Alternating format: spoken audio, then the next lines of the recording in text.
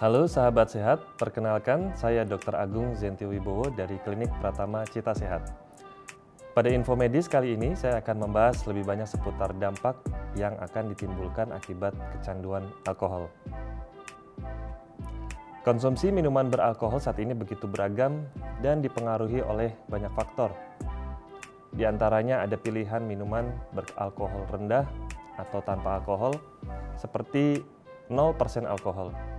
Kemudian faktor globalisasi dan pertukaran budaya seperti adanya jenis minuman sake, soju, atau tequila, dan juga beberapa faktor lainnya ini menunjukkan kebiasaan minum alkohol yang ada di masyarakat.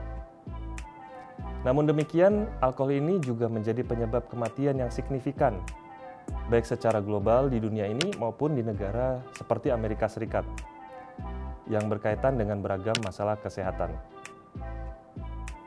Menurut data WHO, di tahun 2019, konsumsi alkohol menyebabkan sekitar 2,6 juta kematian, dengan 1,6 juta diantaranya dari penyakit yang tidak menular, 700.000 akibat dari cedera, dan 300.000 dari penyakit menular.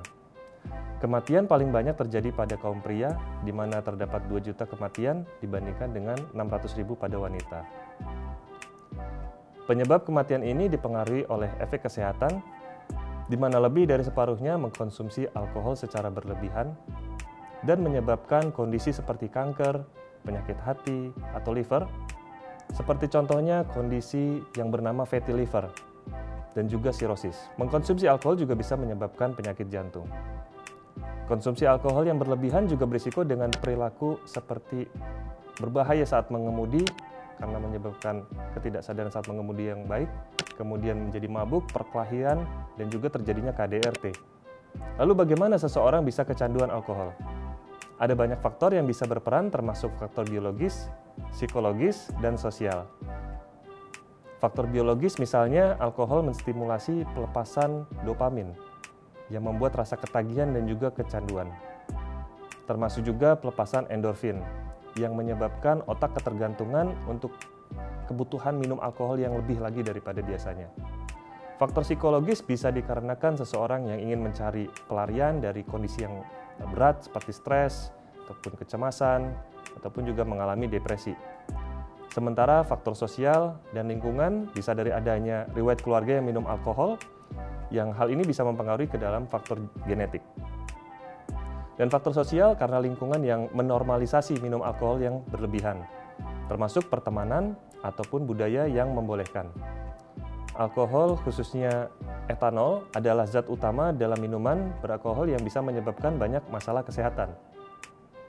Etanol sendiri diklasifikasikan sebagai zat toksik atau beracun dan juga psikoaktif yang bisa menyebabkan ketergantungan.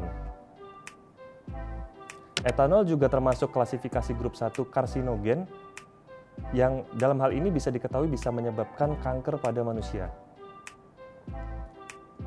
Konsumsi alkohol bisa berdampak pada banyak organ, seperti fungsi liver atau hati, yang bisa berkaitan dengan kondisi fatty liver, hepatitis alkoholik yang disebabkan oleh alkohol, kemudian juga kondisi sirosis. Konsumsi alkohol juga bisa menyebabkan peradangan pada pankreas atau pankreatitis dan mengganggu kerja jantung.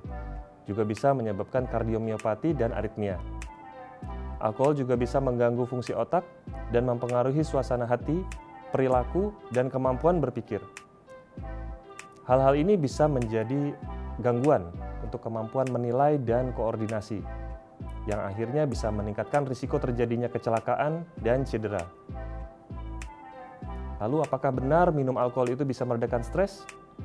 Alkohol memang bisa memberikan peredaan stres yang bersifat sementara, tapi dampak jangka panjangnya akan memperburuk kesehatan mental.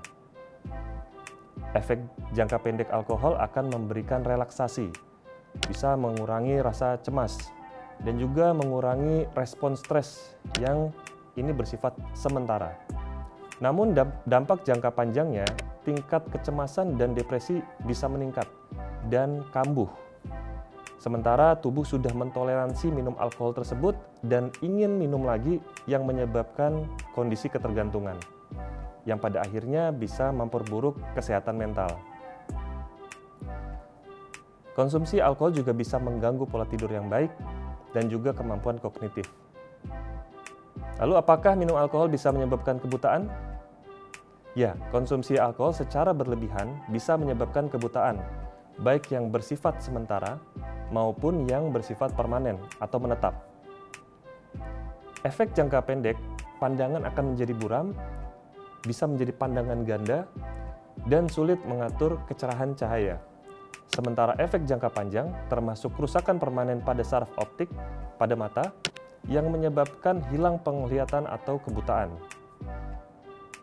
Ada beberapa langkah untuk menghentikan kecanduan alkohol secara bertahap. Yang pertama, perlu mengenali diri sendiri. Apa sebab awal yang memicu untuk minum alkohol ini?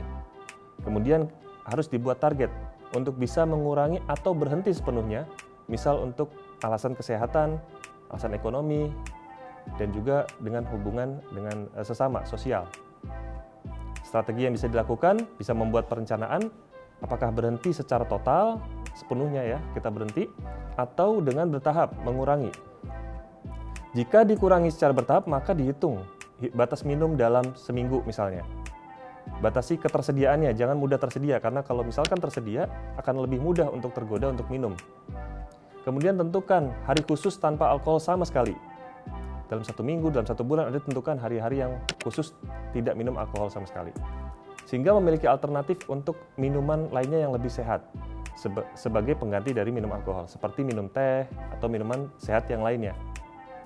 Usahakan supaya tetap aktif dan sibuk sehingga tidak terpengaruh untuk minum alkohol dan supaya bisa teralihkan.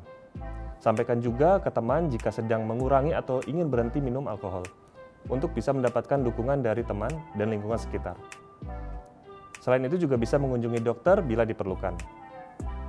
Dengan mengetahui banyaknya dampak kesehatan dari alkohol ini, maka bisa kita simpulkan bahwa tidak ada level yang aman untuk mengkonsumsi alkohol. Bahkan sedikit minum alkohol saja itu juga bisa memicu masalah kesehatan. WHO menekankan bahwa risiko itu dimulai dari minuman yang pertama dan akan menjadi akumulasi dengan meningkatnya frekuensi minum alkohol.